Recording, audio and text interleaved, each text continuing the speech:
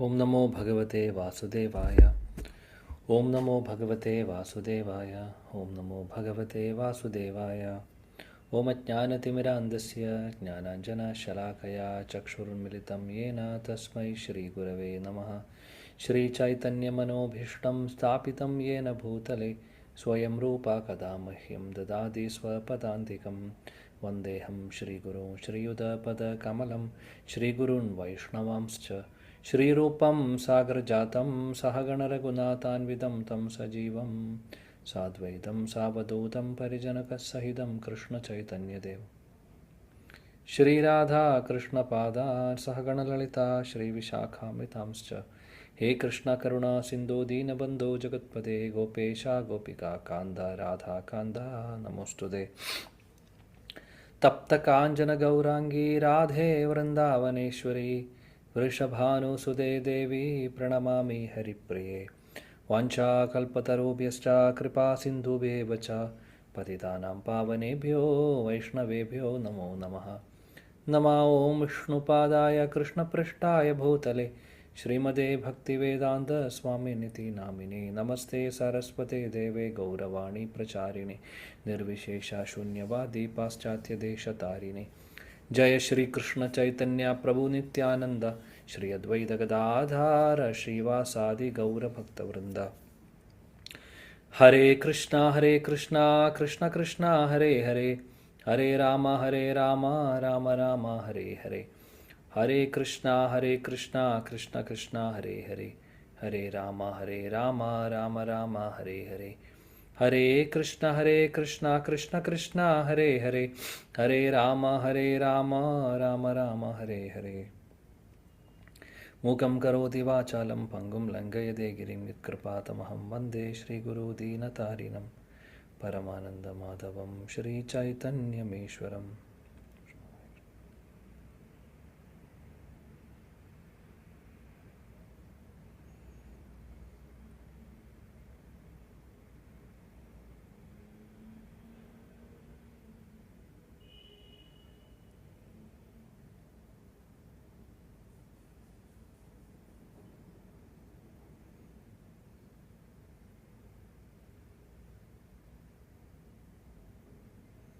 ഹരേ കൃഷ്ണ. എല്ലാ ഭക്തർക്കും എൻ്റെ വിനീതമായ പ്രണാമം. ശ്രീമദ് ഭാഗവതം പ്രഥമസ്കന്ധം അധ്യായം 12 ശ്ലോകം 13 നമ്മൾ ഇന്ന് പഠിക്കേണ്ടത്. പരീക്ഷിത് മഹാരാജാവിനെ കുറിച്ചുള്ള ഈ ഒരു അധ്യായം പരീക്ഷിത് മഹാരാജാവിൻ്റെ ജന്മത്തെക്കുറിച്ച് ചോദിക്കുന്നു ശൗനകാദി ഋഷികൾ. സൂതഗോസ്വാമിയോട് സൂതഗോസ്വാമി അതിനെക്കുറിച്ച് വിവരിക്കുകയാണ് ഇവിടെ ചെയ്യുന്നത്. 12ാമത്തെ ശ്ലോകത്തിൽ നമ്മൾ കണ്ടു, അതായത് പരീക്ഷിത് മഹാരാജാവ് ജനിക്കുന്ന സമയത്ത് ചെയ്യുന്ന കാര്യങ്ങൾ, ആ സെറിമണീസൊക്കെ ആണ് ഇവിടെ പറയുന്നത്. എന്തൊക്കെയാണ് ആ സമയത്ത് അവർ ചെയ്തതെന്നുള്ളത്. ജനിച്ച സമയത്ത് അവരെന്തൊക്കെ ചെയ്തു എന്നുള്ളതാണ് ഇവിടെ പറയുന്നത്. ഒരുപാട് അനുഷ്ഠാനങ്ങൾ ശാസ്ത്രങ്ങളിൽ പറയുന്നതനുസരിച്ച് അവർ ചെയ്തിരുന്നു. അതിനെക്കുറിച്ചാണ് 12ാമത്തെ ശ്ലോകം മുതൽ 15ാമത്തെ ശ്ലോകം വരെ പറയുന്നത്. നമുക്ക് നോക്കാം 13ാമത്തെ ശ്ലോകം. തസ്യ പ്രീതാമനാ രാജ വിപ്രൈർധൗമ്യ കൃപാധിഭിഃ ജാതകം कारयाम आसा वाचयित्वा च मंगलम्। तस्य प्रीतामना राजा विप्रैर्धौम्या कृपाधिभिः जातकं कारयाम आसा वाचयित्वा च मंगलम्। तस्य प्रीतमना राजा विप्रैर्धौम्य कृपाधिभिः जातकं कारयाम आस वाचयित्वा च मंगलम्. हरे कृष्ण. हरे कृष्ण. മാതാജി വായിച്ചോളൂ. വായിച്ച മാതാജി.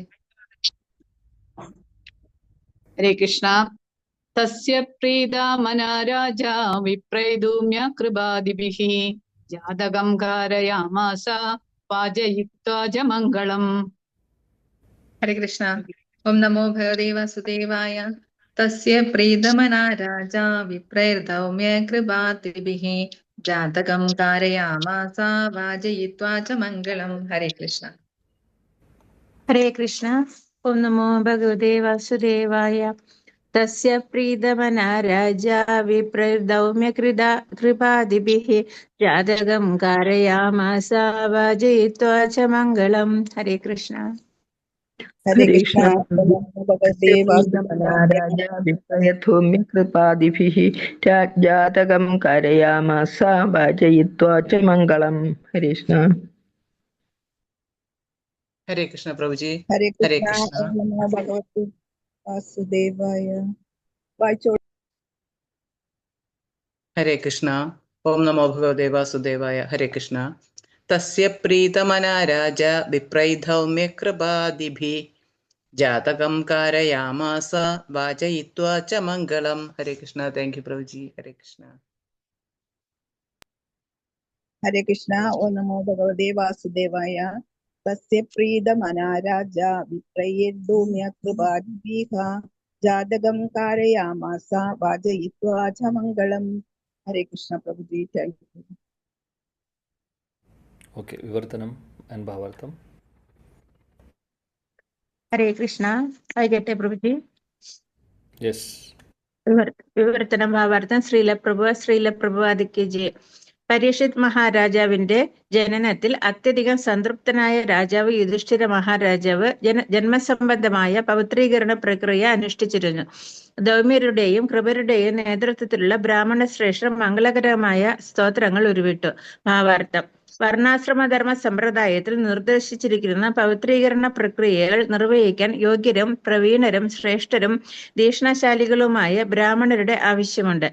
അത്തരം പവിത്രീകരണ പ്രക്രിയകൾ അനുഷ്ഠിക്കപ്പെടാത്ത പക്ഷം സത്പ്രജകൾ ഉണ്ടാകാനുള്ള സാധ്യത തീരെയില്ലെന്ന് മാത്രമല്ല, കലിയുഗത്തിൽ ഈ ശുദ്ധീകരണ പ്രക്രിയയുടെ അഭാവത്തിൽ ലോകത്തുടനീളം ശൂദ്രഗണത്തിലുള്ളവരോ അതിലും താഴ്ന്ന നീച ജന്മങ്ങളോ ഉണ്ടാകുന്നു. മിടുക്കന്മാരായ ബ്രാഹ്മണരുടെയും അനുസൃത സൗകര്യങ്ങളുടെയും അഭാവം മൂലം ഈ ശുദ്ധീകരണ പ്രക്രിയ കലിയുഗത്തിൽ പ്രാവർത്തികമാക്കാൻ അസാധ്യമാണ്. എന്നാലും ഈ കലിയുഗത്തിലേക്ക് പഞ്ചരാത്രിക സമ്പ്രദായം നിർദ്ദേശിക്കപ്പെട്ടിട്ടുണ്ട്. ഈ സമ്പ്രദായം ശൂദ്രകുലജാതരായ മനുഷ്യർക്ക് വളരെ അനുയോജ്യമായതാണ്. കലിയുഗത്തിൽ എല്ലാ ജനങ്ങളും ശൂദ്രന്മാരാണ്. അതുകൊണ്ട് സ്ഥലകാല ഭേദമനുസരിച്ച് പഞ്ചരാത്രിക വിധിപ്രകാരമുള്ള ശുദ്ധീകരണ കർമ്മങ്ങൾ തന്നെയാണ് ഏറ്റവും അനുയോജ്യമായിട്ടുള്ളത്. അത്തരം ശുദ്ധീകരണ പ്രക്രിയ ആത്മീയ പുരോഗതിക്കായി മാത്രം അനുവദിക്കപ്പെട്ടിട്ടുള്ളതാകുന്നു. അല്ലാതെ മറ്റൊരു ഉദ്ദേശവും അതിനില്ല. ആത്മീയ പുരോഗതി ഉന്നതമോ അല്ലെങ്കിൽ അധമമോ ആയ വംശവ്യത്യാസത്താൽ വ്യവസ്ഥീകൃതമാക്കപ്പെട്ടതല്ല. ഗർഭധാന ശുദ്ധീകരണ പ്രക്രിയയ്ക്ക് ശേഷം സീമന്തോന്നയന, സതഭക്ഷണം മുതലായ ചില സംസ്കാരങ്ങളും ഗർഭവേളയിൽ അനുഷ്ഠിക്കുന്നു. ശിശു ജാതനായ ശേഷമുള്ള ആദ്യത്തെ ശുദ്ധീകരണ പ്രക്രിയയെ ജാതകർമ്മം എന്ന് വിശേഷിപ്പിക്കുന്നു. രാജപുരോഹിതനായ ധൗമ്യനെയും മഹായോദ്ധാവും പുരോഹിതനുമായ കൃപാചാര്യരെയും പോലുള്ള ശ്രേഷ്ഠരും പണ്ഡിതരുമായ ബ്രാഹ്മണരുടെ നേതൃത്വത്തിൽ മഹാരാജാവ് യുധിഷ്ഠിരൻ ജാതകർമ്മം യഥാർഹമായി അനുഷ്ഠിച്ചു. ഈ സംസ്കാര കർമ്മം നിർവഹിക്കാനായി മഹാരാജാവ് യുധിഷ്ഠിരൻ പണ്ഡിതരും പരിപൂർണരുമായ ഈ ഇരു പുരോഹിതന്മാരെയും അവരെ സഹായിക്കാനായി ശ്രേഷ്ഠരായ മറ്റ് ബ്രാഹ്മണരെയും നിയോഗിച്ചു. ആകയാൽ എല്ലാ സംസ്കാര കർമ്മങ്ങളും ശുദ്ധീകരണ പ്രക്രിയകളും വെറും ഔപചാരികത മാത്രമല്ല, മറിച്ച് അവയെല്ലാം പ്രായോഗിക ഉദ്ദേശത്തോടു കൂടിയുള്ളവയും ധൗമ്യനെയും കൃപരെയും പോലുള്ള വിൽപ്പന്നരും പ്രവീണരുമായ ബ്രാഹ്മണ ശ്രേഷ്ഠരാൽ വിജയകരമായി അനുഷ്ഠിക്കേണ്ടതുമാകുന്നു. അത്തരം ബ്രാഹ്മണർ അപൂർവമെന്ന് മാത്രമല്ല, ഈ യുഗത്തിൽ അവർ ലഭ്യവുമല്ല. ആകയാൽ ഈ അധപതനം സംഭവിച്ച യുഗത്തിൽ ആത്മീയ ഉന്നമനത്തിനായിട്ടുള്ള വേദാചാര കർമ്മങ്ങൾക്ക് ഗോസ്വാമികൾ നിർദ്ദേശിച്ചിട്ടുള്ളത് പഞ്ചരാത്രിക വിധികളാണ്. ഋഷിശ്രേഷ്ഠനായ സർബാന്റെ പുത്രനും ഗൗതമകുല ജാതനുമായിരുന്ന കൃപാചാര്യരുടെ ജനനം വളരെ യാദൃച്ഛികമായിരുന്നു. ഋഷിശ്രേഷ്ഠനായ സർബാൻ യദൃച്ഛയ അതിസുന്ദരിയായ ജനപതിയെ കാണാനിടയാകുകയും അദ്ദേഹത്തിൽ നിന്നും ബീജൻ 2 ഭാഗമായി ബഹിർഗമിക്കുകയും തൽക്ഷണം അതിലൊരു ഭാഗം ആൺകുട്ടിയായും മറ്റേത് പെൺകുട്ടിയായും ഇരട്ടകളായി ജന്മമെടുക്കുകയും ചെയ്തു. പിൽക്കാലത്ത് ആൺകുട്ടി കൃപാചാര്യരെന്നും പെൺകുട്ടി കൃപി എന്നും അറിയപ്പെട്ടു. വനത്തിൽ മൃഗയ വിനോദത്തിൽ ഏർപ്പെട്ടിരുന്ന മഹാരാജാവ് ശന്തനു ആ കുട്ടികളെ എടുത്തുകൊണ്ടുവരികയും യഥോചിതമായ പൗത്രീകരണ പ്രക്രിയകളിലൂടെ ബ്രാഹ്മണീയ പദവിയിലേക്ക് വളർത്തിക്കൊണ്ടുവരികയും ചെയ്തു. പിൽക്കാലത്തെ കൃപാചാര്യ ദ്രോണരെ പോലൊരു മഹായുത്സവായി തീരുകയും അദ്ദേഹത്തിന്റെ സഹോദരി കൃപിയെ ദ്രോണർക്ക് വിവാഹം ചെയ്തു കൊടുക്കുകയും ചെയ്തു. കുരുക്ഷേത്ര യുദ്ധത്തിൽ കൃപർ ദുര്യോധന പക്ഷത്ത് ചേർന്ന് യുദ്ധം ചെയ്യുകയും മഹാരാജാവ് പരീക്ഷത്തിന്റെ പിതാവായ അഭിമന്യുവിനെ വധിക്കാൻ സഹായിക്കുകയും ചെയ്തു. എന്നിരുന്നാലും ദ്രോണരെ പോലൊരു മഹാബ്രാഹ്മണനാകിയാൽ പാണ്ഡവർ അദ്ദേഹത്തെ ശ്രേഷ്ഠമായ സ്ഥാനത്ത് പ്രതിഷ്ഠിച്ചിരുന്നു. ദുര്യോധനുമായുള്ള ചൂതുകളിയിൽ പരാജയപ്പെട്ട പാണ്ഡവർ വനവാസത്തിന് അയക്കപ്പെട്ടപ്പോൾ പാണ്ഡവർക്ക് മാർഗനിർദ്ദേശം നൽകാനായി ധൃതരാഷ്ട്രർ കൃപാചാര്യരെയാണ് ചുമതലപ്പെടുത്തിയത്. കുരുക്ഷേത്ര യുദ്ധാവസാനം കൃപാചാര്യർ വീണ്ടും രാജസദസ്സിൽ അംഗമായി തീർന്നു. മഹാരാജാവ് പരീക്ഷത്തിന്റെ ജനനവേളയിൽ സംസ്കാരകർമ്മം വിജയപ്രദമാക്കുവാൻ വേദമന്ത്രങ്ങൾ ഉരുവിടുവാൻ ക്ഷണിക്കപ്പെട്ടതും അദ്ദേഹമായിരുന്നു. മഹാരാജാവ് യുധിഷ്ഠിരൻ കൊട്ടാരം ഉപേക്ഷിച്ച് വാനപ്രസ്ഥത്തിനായി ഹിമാലയത്തിലേക്ക് പ്രയാണം ആരംഭിച്ചപ്പോൾ പരീക്ഷിത്ത് മഹാരാജാവിന് വിശ്വാസപൂർവ്വം ഏൽപ്പിച്ചതും കൃപാചാര്യരെ ആയിരുന്നു. കൃപാചാര്യർ പരീക്ഷിത്ത് മഹാരാജാവിന്റെ സംരക്ഷണം ഏറ്റെടുത്തു എന്ന ചാരിതാർത്ഥ്യത്തോടെ സംതൃപ്തിയോടെയാണ് മഹാരാജാവ് യുധിഷ്ഠിരൻ കൊട്ടാരം ഉപേക്ഷിച്ച് പ്രയാണം ആരംഭിച്ചത്. മഹാരാജാക്കന്മാരും ശ്രേഷ്ഠരായ ഭരണാധിപന്മാരും ചക്രവർത്തിമാരും സദാ കൃപാചാര്യരെ പോലുള്ള പണ്ഡിത ബ്രാഹ്മണ ശ്രേഷ്ഠരുടെ മാർഗനിർദ്ദേശത്തിന് കീഴിലായിരുന്നു വർത്തിച്ചിരുന്നത്. ആകയാൽ അവർ രാജ്യപരിപാലനം വേണ്ടവണ്ണം നിർവഹിക്കുവാൻ തക്ക പ്രാപ്തിയുള്ളവരായിരുന്നു. ഹരേ കൃഷ്ണ. താങ്ക് യു പ്രഭുജി. ഹരേ കൃഷ്ണ. ഹരേ കൃഷ്ണ. Thank you. അപ്പോൾ ഇവിടെ കാണുന്നത് എന്തൊക്കെ സെറിമണീസ് ആണ് നടന്നത് ആ സമയത്ത്, മഹാരാജ് പരീക്ഷിത്ത് ജനിക്കുന്ന സമയത്ത്. 12ാമത്തെ ശ്ലോകത്തിൽ കാണുന്നു, അതായത് അദ്ദേഹം ജനിച്ച സമയത്തെക്കുറിച്ച് പറയുന്നു. അതായത് സ്റ്റാർ കോൺസ്റ്റലേഷൻസ് എല്ലാം, അല്ലെങ്കിൽ ഗ്രഹങ്ങളൊക്കെ, അതായത് നല്ല സമയം, ഗ്രഹങ്ങളുടെ സ്ഥാനം നമുക്കറിയാം. ജാതകം എന്ന് പറയുന്നത്, ജാതകം നമ്മൾ എഴുതുമ്പോൾ അതിലറിയാം നമ്മൾ ജനിച്ച സമയം അവർ ഗണിക്കുന്നത് എങ്ങനെയാണ്, നിർവചിക്കുന്നത് എങ്ങനെയാണെന്ന് വെച്ചാൽ പ്ലാനറ്റിൻ്റെ പൊസിഷനും സമയമൊക്കെ നോക്കിയിട്ടാണ്. അപ്പോൾ അത് നോക്കുമ്പോൾ പരീക്ഷിത്ത് മഹാരാജാവിൻ്റെ ജനനം എന്ന് പറയുമ്പോൾ, അതായത് ഈ സ്റ്റാറുകളും അല്ലെങ്കിൽ ഈ പറയുന്ന പ്ലാനറ്റുകളുടെ, ഗ്രഹങ്ങളുടെ പൊസിഷനൊക്കെ വളരെ ഉത്തമമായിട്ടുള്ള രീതിയിലായിരുന്നു. അതായത് ഒരു മഹാഭക്തൻ അല്ലെങ്കിൽ ഒരു മഹാനായിട്ടുള്ളൊരു വ്യക്തിയുടെ എല്ലാവിധ ലക്ഷണങ്ങളും അദ്ദേഹത്തിൻ്റെ ആ ജന്മസമയത്ത് ഉണ്ടായിരുന്നു. അങ്ങനെയായിരുന്നു ഭഗവാന്റെ ഒരു അനുഗ്രഹമാണ് അല്ലേ.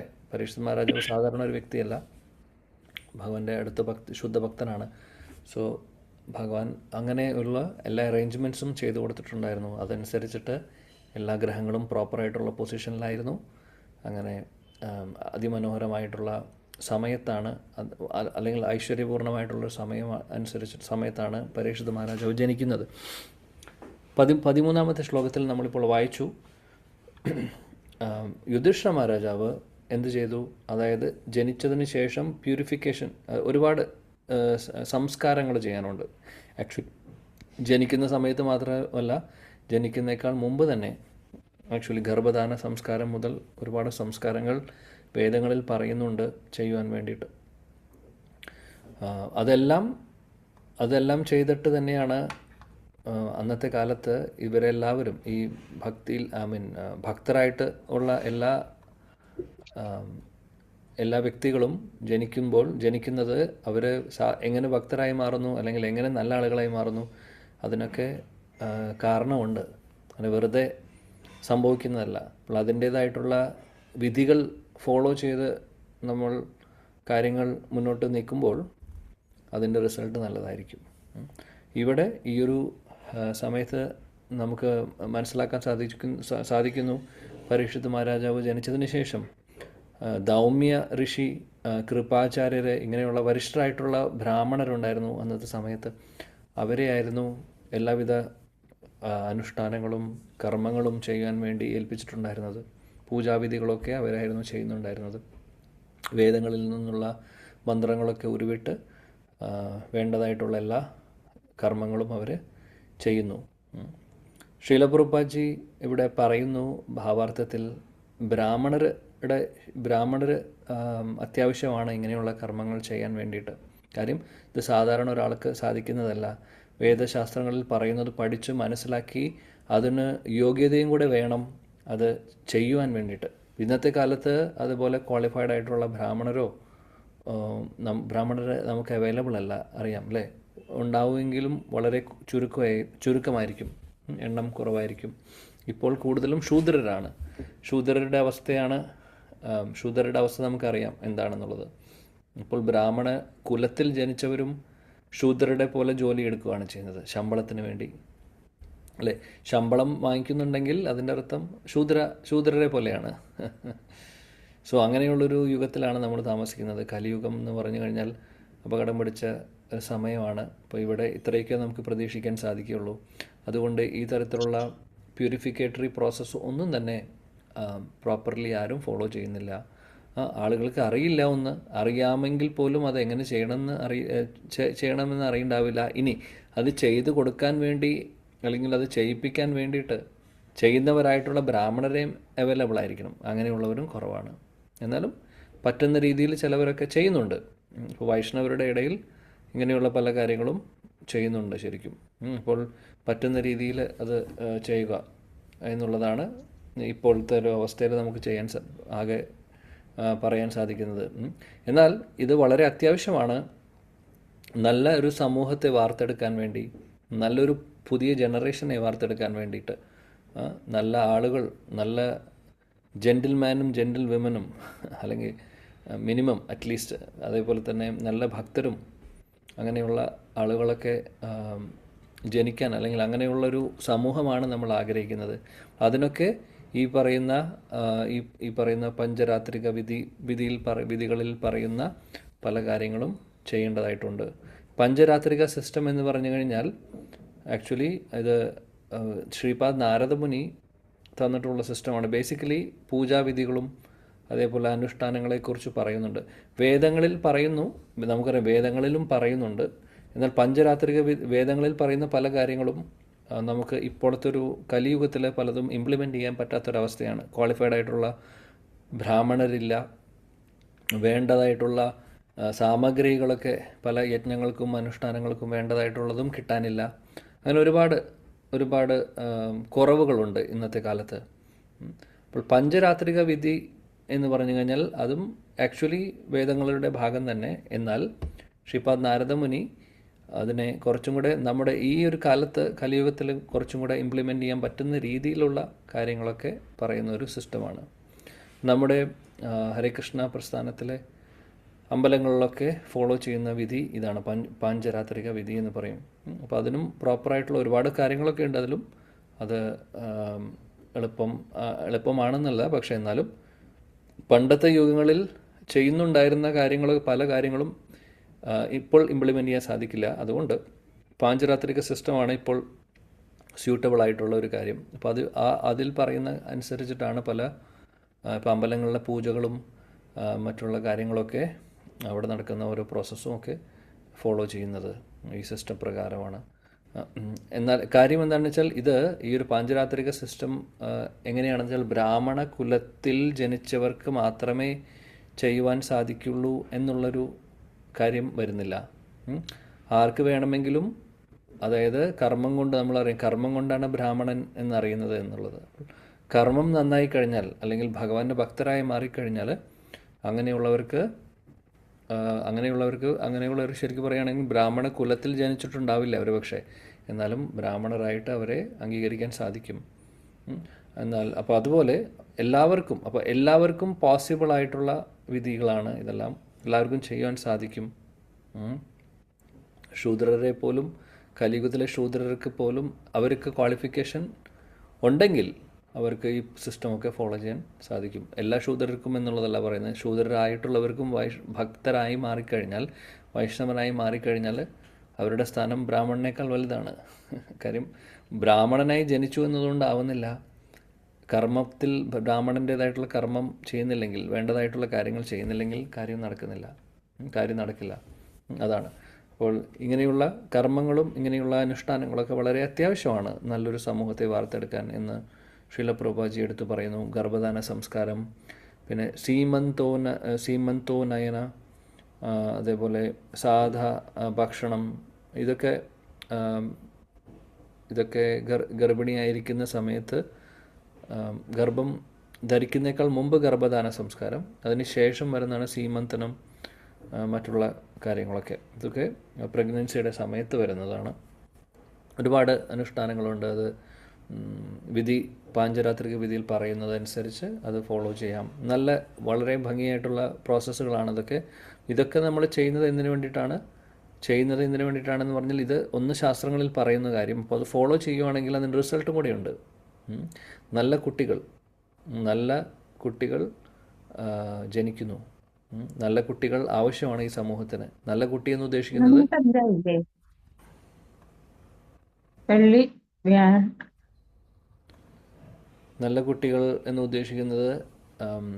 അതായത് തമോ ഗുണം രജോ ഗുണം കുറവുള്ളവർ, സത്വഗുണത്തിലുള്ളവർ, അല്ലെങ്കിൽ ഭക്തരായിട്ടുള്ളവർ, അങ്ങനെയുള്ള കുട്ടികളെ നമുക്ക് ആവശ്യമാണ് ഈ സമൂഹത്തിൽ. അതാണ് ഒരു കുറവ്. നമ്മുടെ ഇപ്പോഴത്തെ സമൂഹത്തിൽ, കലിയുഗത്തിൽ വളരെ പ്രശ്നമാണ് അല്ലേ? നമുക്കറിയാം, എല്ലാം തലതിരിഞ്ഞിട്ടാണ് നടക്കുന്നത്. കാര്യം ഒരു സംസ്കാരവും ഫോളോ ചെയ്യുന്നില്ല. ഗർഭധാന സംസ്കാരം എന്ന് പറയുന്നത് ഗർഭം ധരിക്കുന്നതിനേക്കാൾ മുമ്പ്, അതായത് സ്ത്രീയും പുരുഷനും ഒരുമിച്ച് വരുന്നേക്കാൾ മുമ്പ് ചെയ്യേണ്ട കാര്യങ്ങളാണ്. ഈ പ്രോസസ്സുകളെ ഫോളോ ചെയ്തിട്ടാണ് അവർ രണ്ടുപേരും ഒരുമിക്കുന്നത്. അപ്പോൾ ഇന്നത്തെ കാലത്ത് ഇതൊക്കെ വല്ലതും ആരെങ്കിലും ഫോളോ ചെയ്യുന്നുണ്ടോ?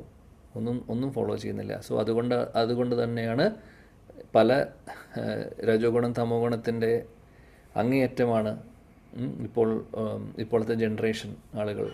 കാര്യം അതിൻ്റെ കാരണം ഇതൊക്കെയാണ്. ഒരു പ്രോസസ്സും പ്രോപ്പർലി ശാസ്ത്രങ്ങളിൽ പറയുന്ന സംസ്കാരങ്ങളൊന്നും ഫോളോ ചെയ്യാത്തത് കൊണ്ടാണ്. എനിവേ, ശ്രീല പ്രഭുപാദി പറയുന്നു, പരീക്ഷിത്ത് മഹാരാജാവിൻ്റെ സമയത്ത് അദ്ദേഹം ജനിച്ച സമയത്ത് ധൗമ്യ ഋഷിയും കൃപാചാര്യരുമൊക്കെയാണ് ഏൽപ്പിച്ചിരുന്നത്. അവരായിരുന്നു അന്നത്തെ സമയത്തുണ്ടായിരുന്ന ഏറ്റവും വരിഷ്ഠരായിട്ടുള്ള ബ്രാഹ്മണർ. അപ്പോൾ അവർ തന്നെയാണ് എല്ലാ വിധികളും ചെയ്തിട്ടുള്ളത്. എല്ലാ അനുഷ്ഠാനങ്ങളും എല്ലാ വിധികളും പാഞ്ചരാത്രിക വിധി പ്രകാരം അവർ ചെയ്യുന്നു, വിധിപ്രകാരം ചെയ്യുന്നു. സോ അന്നത്തെ കാലത്ത് ഇവിടെ പറയുന്നത് പ്യൂരിഫിക്കറ്ററി പ്രോസസ്സ് ചെയ്യുന്നു എന്നുള്ളതാണ്. ഇന്നത്തെ കാലത്തുള്ള ഈ കലിയുഗത്തിലെ ആളുകൾക്ക് വേണ്ടിയിട്ടാണ് പാഞ്ചരാത്രിക വിധികളൊക്കെ കൂടുതലും ആപ്ലിക്കബിൾ ആവുന്നത്. കാര്യം നമുക്ക് നേരത്തെ പറഞ്ഞ പോലെ വേദങ്ങളിൽ പറഞ്ഞ പല കാര്യങ്ങളും ഇന്നത്തെ കാലത്ത് കൃപാചാര്യരെ പോലെ ഒരു ക്വാളിഫൈഡ് ആയിട്ടുള്ള ഒരു ബ്രാഹ്മണനെ നമുക്ക് കിട്ടുമോ? ധൗമ്യ ഋഷിയെ പോലെ ആരെങ്കിലും ഉണ്ടോ? ആരുമില്ല. സോ അതുകൊണ്ട് ഗോസ്വാമിമാർ, നമ്മുടെ ഗോസ്വാമിമാർ അവർ പറയുന്നു പ്രിഫർ ചെയ്തിട്ടുള്ള പ്രോസസ്സ് പാഞ്ചരാത്രിക വിധികളാണ്. പാഞ്ചരാത്രിക വിധികളുടെ എന്താണെന്ന് വെച്ചാൽ എല്ലായിടത്തും ഭഗവാന്റെ നാമം വരുന്നു, ഹരേ കൃഷ്ണ മഹാമന്ത്രം, അങ്ങനെ പല സമയങ്ങളിലും അല്ലെങ്കിൽ ഓരോ പ്രോസസ്സിലും ഹരേ കൃഷ്ണ മഹാമന്ത്രമുണ്ട്. അതുപോലെ അങ്ങനെ എന്താ പറയുക, ഇന്നത്തെ കാലത്ത് സ്യൂട്ടബിൾ ആയിട്ടുള്ള അല്ലെങ്കിൽ എഫക്റ്റീവ് ആയിട്ടുള്ള പവർഫുൾ ആയിട്ടുള്ള മന്ത്രങ്ങളൊക്കെ ഉപയോഗിച്ചുകൊണ്ട് നമുക്കറിയാം കൃഷ്ണനാമമാണ് ഈ ഒരു ഹരിനാമമാണ് ഈ യുഗത്തിലെ ഉള്ള മെഡിസിൻ അല്ലേ? ഹരിനാമം ഇല്ലാതെ കാര്യമില്ല. എന്തൊക്കെ വിധിയാണെങ്കിലും എന്തൊക്കെ പ്രോസസ്സുകളാണെങ്കിലും ഹരിനാമം ഇല്ലെങ്കിൽ ഇന്നത്തെ കാലത്തൊന്നും വർക്കാവില്ല. പാഞ്ചരാത്രിക വിധി അങ്ങനെയാണ് അതിൻ്റെ ഫോർമുല. വളരെ സിസ്റ്റമാറ്റിക്കായിട്ടത് പറയുന്നു. എനിവേസ്, ഇവിടെ കൃപാചാര്യരെക്കുറിച്ച് പറയുന്നു കുറച്ച്. അതിനെ കൃപാചാര്യർ എങ്ങനെയാണ്, കൃപാചാര്യർ ആരാണ് എന്നുള്ളതൊക്കെ പറഞ്ഞിട്ടുണ്ട്. ഞാൻ അതിനെക്കുറിച്ച് പറയുന്നില്ല, ബിക്കോസ് ഓൾറെഡി വായിച്ചു അതിനെക്കുറിച്ച്. ഋഷി സർദ്ബൻ എന്ന് പറയുന്ന ഋഷിയിൽ നിന്നാണ് ഇവർ കൃപാചാര്യയും കൃപിയും ജനിക്കുന്നത്. അങ്ങനെ കൃപിയെ ദ്രോണാചാര്യ വിവാഹം കഴിക്കുന്നു. പിന്നെ കൃപാചാര്യ അതുകൊണ്ട് കുരുക്ഷേത്ര യുദ്ധ സമയത്ത് കൗരവരുടെ പക്ഷത്തിലായിരുന്നു. എന്നാൽ അദ്ദേഹം നല്ലൊരു വ്യക്തിയാണ്. അതുകൊണ്ട് യുദ്ധം കഴിഞ്ഞിട്ടും കൃപാചാര്യർ മരിക്കുന്നില്ല. യുദ്ധത്തിൽ അദ്ദേഹം ഉണ്ടായിരുന്നു. കൃപാചാര്യർ അതുകൊണ്ട് അവസാനം വരെ ഉണ്ടായിരുന്നു. ഇപ്പോൾ യുധിഷ്ഠിര മഹാരാജാവ് രാജ്യം ഉപേക്ഷിച്ച് പരീക്ഷിത്ത് മഹാരാജാവിനെ ഏൽപ്പിക്കുന്ന സമയത്ത് കൃപാചാര്യരുടെ ആ ഒരു ഗൈഡൻസിലാണ്, കൃപാചാര്യരുടെ കയ്യിലാണ് ഏൽപ്പിക്കുന്നത് പരീക്ഷിത് മഹാരാജിനെ. അങ്ങനെ പിന്നെ പരീക്ഷിത് മഹാരാജാവ് കൃപാചാര്യരുടെ ഗൈഡൻസ് പ്രകാരമാണ് പിന്നെ അദ്ദേഹം രാജ്യം ഭരിച്ചു തുടങ്ങുന്നത്. കൃപാചാര്യർ കുറിച്ചാണ് ഇവിടെ പറയുന്നത്. അപ്പോൾ അദ്ദേഹം വരിഷ്ഠനായിട്ടുള്ളൊരു ഭക്തനാണ്, ഒരു വ്യക്തിയാണ്. സോ അങ്ങനെയുള്ളൊരു ബ്രാഹ്മണൻ ഇന്നത്തെ കാലത്ത് നമുക്കില്ല, കൃപാചാര്യരെ പോലെ നമുക്ക് ആർക്കും കിട്ടില്ല. അപ്പോൾ അതുകൊണ്ട് ഇന്നത്തെ കാലത്ത് ഏറ്റവും എളുപ്പം, അല്ലെങ്കിൽ പാഞ്ചരാത്രിക വിധികൾ പറ്റുന്ന കാര്യങ്ങളൊക്കെ നമ്മൾ ഫോളോ ചെയ്യുന്നു. അമ്പലങ്ങളിൽ ചെയ്യുന്നതൊക്കെ നിങ്ങൾക്ക് കാണാൻ സാധിക്കും. ആ കൂട്ടത്തിൽ ഭഗവാന്റെ നാമം ജപിക്കുന്നു. ആ നാമത്തിലൂടെ എല്ലാവിധ ഐശ്വര്യങ്ങളും അനുഗ്രഹങ്ങളും നമുക്ക് ലഭിക്കുന്നു. അതാണ്. ഇപ്പോൾ കൃപാചാര്യരെ പോലെ ഒരു ഗൈഡ് ചെയ്യാനൊരു വ്യക്തി ഉണ്ടെങ്കിൽ, അങ്ങനെയുള്ള ഒരാൾ ഇന്നത്തെ കാലത്തുണ്ടെങ്കിൽ നല്ലതായിരുന്നു. കാര്യം ഒന്നാമത് ഇപ്പോൾ രാജാവ് എന്ന് പറയുന്നൊരു സിസ്റ്റം ഇല്ല, മൊണാർക്കി എന്ന് പറയുന്നൊരു സിസ്റ്റം ഇല്ല അല്ല. ഇപ്പോൾ എല്ലാം വേറെ രീതിയിലാണ് കാര്യങ്ങൾ നടക്കുന്നത്, പൊളിറ്റിക്സൊക്കെ. സോ എന്താണെങ്കിലും അതേപോലെ ഒരു വരിഷ്ഠനായിട്ടുള്ളൊരു വ്യക്തി ഭരണാധികാരിക്ക് അഡ്വൈസർ ആവാൻ പറ്റുമെന്നുണ്ടെങ്കിൽ ഒരുപാട് വ്യത്യാസങ്ങൾ വരും. ഒരുപാട് വ്യത്യാസങ്ങൾ സമൂഹത്തിന് സംഭവിക്കും ആക്ച്വലി. ഓക്കെ, ഇതൊക്കെ ഈ ശ്ലോകത്തിൽ നിന്ന് നമുക്ക് ഭാവാർത്ഥത്തിൽ നിന്ന് റിഫ്ലക്റ്റ് ചെയ്യാൻ പറ്റുന്ന കുറേ പോയിൻറ്റ്സുകളാണ്. അടുത്ത ശ്ലോകം നോക്കാം. ഹിരണ്യം ഗാമഹീം ഗ്രാമാൻ ഹസ്തി അശ്വാൻ നൃപതിർവരാൻ പ്രാദാത് സ്വന്നം ച വിപ്രേഭ്യ പ്രജാതീർത്ഥേ സതീർത്ഥവിത്. ഹരേ കൃഷ്ണ പ്രഭു. ഓം നമോ ഭഗവതേ വാസുദേവ. ഹിരണ്യാം കാമഹീം ഗ്രാമാൻ ഹസ്ത്യശ്വാൻ നൃപതിർവരാൻ പ്രാദാസ്ത്വന്നം ച വിപ്രേഭ്യ പ്രജാതീർത്ഥേ സതീർത്ഥവിത്. ഹരേ കൃഷ്ണ. ഹരേ കൃഷ്ണ പ്രഭു. ഹിരണ്യം ഗാമഹീം ഗ്രാമാൻ ഹസ്ത്യ അശ്വാന്യ പതിർവരാൻ പ്രദാസ്വന്നം ച വിപ്രേഭ്യ പ്രജാതീർത്ഥേ സതീർത്ഥവിത്. ഹരേ കൃഷ്ണ പ്രഭു. Thank you. ഹരേ കൃഷ്ണ. ഓം നമോ ഭഗവതേ വാസുദേവായ. ഹിരണ്യാഗാമഹീം ഗ്രാമാൻ ഹസ്ത്യ അശ്വാൻ നൃപതിർവരാൻ പ്രദാൽ സ്വന്നം ച വിപ്രേഭ്യ പ്രജാതീർത്ഥേ സതീർത്ഥവിത്. ഹരേ കൃഷ്ണ. ഓക്കെ, ഹരേ കൃഷ്ണ. വിവർത്തനം. ഹരേ കൃഷ്ണ. ഹരേ കൃഷ്ണ പ്രഭുജി. ഹിരണ്യം ഗ്രാമഹീം ഗ്രാമാൻ ഹസ്ത്യശ്വാൻ നൃപതിർവരാൻ പ്രാദാത് സ്വന്നം ച വിപ്രേഭ്യ പ്രജാതീർത്ഥേ സതീർത്ഥവിത്. ഹരേ കൃഷ്ണ. താങ്ക് യു പ്രഭുജി. ഹരേ കൃഷ്ണ. ഹരേ കൃഷ്ണ. ഓം നമോ ഭഗവതേ വാസുദേവായ. ഹിരണ്യം ഗാമഹീം ഗ്രാമാൻ ഹസ്ത്യ അശ്വാൻ പതിർവരാൻ പ്രദാസ്വന്നം ച വിപ്രേഭ്യ പ്രജാതീർത്ഥവിത്. ഹരേ കൃഷ്ണ പ്രഭു. ഓം നമോ ഭഗവതേ വാസുദേവായ. ഹിരണ്യാം ഗാമഹീം ഗ്രാമാൻ ഹസ്ത്യശ്വാന്യ പതിർവരാൻ പ്രദാൽ സ്വന്യം ച വിപ്രേഭ്യ പ്രജാതീർത്ഥേ സതീർത്ഥവിത്. ഹരേ കൃഷ്ണ പ്രഭു. ഹരേ കൃഷ്ണ പ്രഭുജി. ഹിരണ്യം ഗാമഹീം ഗ്രാമാൻ ഹസ്ത്യശ്വാൻ നൃപതിർവരാൻ പ്രദാൽ സ്വന്യം ച വിപ്രേഭ്യ പ്രജാതീർത്ഥേ സതീർത്ഥവിത്. ഹരേ കൃഷ്ണ. ഓക്കെ, വായിക്കും. ഹരേ കൃഷ്ണ. കൃഷ്ണ. വിവർത്തനം and ഭാവാർത്ഥം by A.C. Bhaktivedanta Swami Prabhupada, Srila Prabhupada ki Jai. വിവർത്തനം. ദാനധർമ്മങ്ങൾ എപ്പോൾ എവിടെ എങ്ങനെ നടത്തണമെന്നറിയാവുന്ന രാജാവായ യുധിഷ്ഠിരൻ പുത്രൻ ജനിച്ച ആനന്ദാധികാരത്താൽ സ്വർണവും ഭൂപ്രദേശങ്ങളും ഗ്രാമങ്ങളും ആനകളും കുതിരകളും നല്ല ധാന്യങ്ങളും ഒക്കെ ബ്രാഹ്മണർക്ക് യഥേഷ്ടം ദാനം ചെയ്തു. ഭാവാർത്ഥം. ഗൃഹസ്ഥാശ്രമികളിൽ നിന്ന് ദാനം സ്വീകരിക്കാൻ അധികാരപ്പെട്ടവർ ബ്രാഹ്മണരും സന്യാസിമാരും മാത്രമാണ്. മാനവരാശിയുടെ പ്രഥമ ആവശ്യകതയെ സംബന്ധിച്ചിടത്തോളം ഉന്നത ഗുണമുള്ള സേവനം നൽകുന്നത് ബ്രാഹ്മണരാകുന്നു. തന്നിമിത്തം എല്ലാവിധ വ്യത്യസ്ത സംസ്കാര കർമ്മ സന്ദർഭങ്ങളിലും വിശേഷിച്ചും ജനനം, വിവാഹം, മരണം എന്നീ വേളകളിൽ ബ്രാഹ്മണർക്ക് ദാനം ചെയ്യുന്നു. സ്വർണം, ഭൂമി, ഗ്രാമങ്ങൾ, അശ്വങ്ങൾ, ഗജവീരന്മാർ, ധാന്യങ്ങൾ കൂടാതെ പാചകത്തിന് ആവശ്യമായ എല്ലാ വസ്തുക്കളും എന്നിങ്ങനെ സാരവത്തായതെന്തും ദാനമായി നൽകപ്പെട്ടിരുന്നു.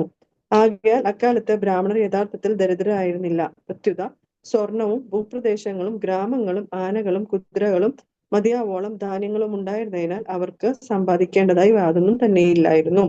ആകയാൽ സമൂഹത്തിന്റെ മുഴുവൻ നന്മയ്ക്കായി സ്വയം സമർപ്പിക്കേണ്ട കർത്തവ്യം മാത്രമേ അവർക്കുണ്ടായിരുന്നുള്ളൂ. എപ്പോൾ എവിടെ ദാനധർമ്മങ്ങൾ അനുഷ്ഠിക്കണമെന്ന് രാജാവിന് നല്ലവണ്ണം അറിയാമായിരുന്നതിനാൽ തീർത്ഥവിദ് എന്ന പദം പ്രാധാന്യം അർഹിക്കുന്നു. ദാനം ഫലദായകമല്ലാത്തതോ അന്ധമോ അല്ല. ശാസ്ത്രങ്ങളിൽ ആത്മീയ പ്രബുദ്ധതയെ മുൻനിർത്തി അർഹിക്കുന്നവർക്ക് മാത്രമേ ദാനം നൽകിയിരുന്നുള്ളൂ. ആധികാരികമല്ലാത്ത ചില വ്യക്തികളുടെ പരമപുരുഷനെ കുറിച്ചുള്ള മിഥ്യാധാരണയായ ദരിദ്രനാരായണൻ എന്ന് വിളിക്കപ്പെടുന്നവർ ദാനം സ്വീകരിക്കുവാൻ അർഹരാണെന്ന് ഒരു ശാസ്ത്രത്തിലും പ്രതിപാദിച്ചിട്ടില്ല. കുതിരകൾ, ആനകൾ, ഭൂമി, ഗ്രാമങ്ങൾ എന്നീ പ്രകാരത്തിൽ അത്യുദാരമായ ദാനം സ്വീകരിക്കുവാൻ അത്യന്തം കഷ്ടപ്പെടുന്ന പാവപ്പെട്ടവന് പോലും അർഹതയില്ല. ബ്രാഹ്മണർ, പ്രത്യേകിച്ചും ഭഗവത് സേവനത്തിൽ നിരതരായവർ യഥാർത്ഥമായി പരിപാലിക്കപ്പെട്ടിരുന്നു. ശാരീരിക ആവശ്യങ്ങൾക്കായുള്ള യാതൊരു ഉത്കണ്ഠയ്ക്കും ഇട നൽകിയിരുന്നില്ല. മാത്രവുമല്ല, രാജാവും ഗൃഹസ്ഥരും വളരെ സന്തുഷ്ടയോടെ അവരുടെ സുഖസൗകര്യങ്ങളിൽ ശ്രദ്ധ ചെലുത്തുകയും ചെയ്തിരുന്നു. ഗർഭപാത്രത്തിൽ മാതാവിന്റെ പൊക്കൽ കൊടിയുമായി ബന്ധപ്പെട്ടിരിക്കുന്നത് കൊണ്ട് ശരീരത്തിന്റെ ഒരു ഭാഗമായി തന്നെ ശിശുവിനെ കരുതുന്നു. മാത്രവുമല്ല, പൊക്കൽക്കൊടി മുറിച്ച് ശിശുവിനെ മാതൃശരീരത്തിൽ നിന്ന് വേർപെടുത്തിയ ഉടൻ ശുദ്ധീകരണ പ്രക്രിയ, ജാതകർമ്മം അനുഷ്ഠിക്കപ്പെടുന്നുവെന്നും ശാസ്ത്രങ്ങളിൽ അനുശാസിച്ചിരിക്കുന്നു. നിർവാഹകരായ ദേവന്മാരും കുടുംബത്തിലെ പൂർവ്വ പിതാമഹന്മാരും നവജാത ശിശുവിനെ കാണാൻ ചേരുകയും അത്തരം അവസരങ്ങളിൽ അർഹിക്കുന്ന വ്യക്തികൾക്ക് സമൂഹത്തിന്റെ നന്മയ്ക്കും ആത്മീയ പുരോഗതിക്കുമായി ധനം ദാനം ചെയ്യേണ്ടതുമാണ്. അഥവാ അത്തരം സന്ദർഭങ്ങളിൽ ധനം ദാനം ചെയ്യുന്നത് യഥാവിധി സ്വീകാര്യവും അംഗീകരിക്കപ്പെട്ടിട്ടുള്ളതുമാണ്. ഹരേ കൃഷ്ണ. താങ്ക് യു പ്രഭു. Hare Krishna. Thank you. So ഇവിടെ യുധിഷ്ഠിര മഹാരാജാവ് എന്താണ് ചെയ്യുന്നത്? പരീക്ഷിത് മഹാരാജാവ് ജനിക്കുന്ന സമയത്ത് ഒരുപാട് ദാനം ചെയ്യുന്നു. ദാനം ചെയ്യുക എന്ന് പറയുന്നത് ശാസ്ത്രത്തിൽ പറഞ്ഞിട്ടുള്ളൊരു കാര്യമാണ്. ഇവിടെ സ്വർണം, പിന്നെ സ്ഥലം, ഗ്രാമങ്ങളൊക്കെ ആയിരുന്നു കൊടുക്കുന്നുണ്ടായിരുന്നത്. പിന്നെ അതേപോലെ ആനകൾ, കുതിരകൾ, ഒരുപാട് ധാന്യങ്ങൾ, ഇതൊക്കെ ബ്രാഹ്മണർക്ക്, അതായത് ക്വാളിഫൈഡ് ആയിട്ടുള്ള ബ്രാഹ്മണർക്ക് കൊടുക്കുമായിരുന്നു.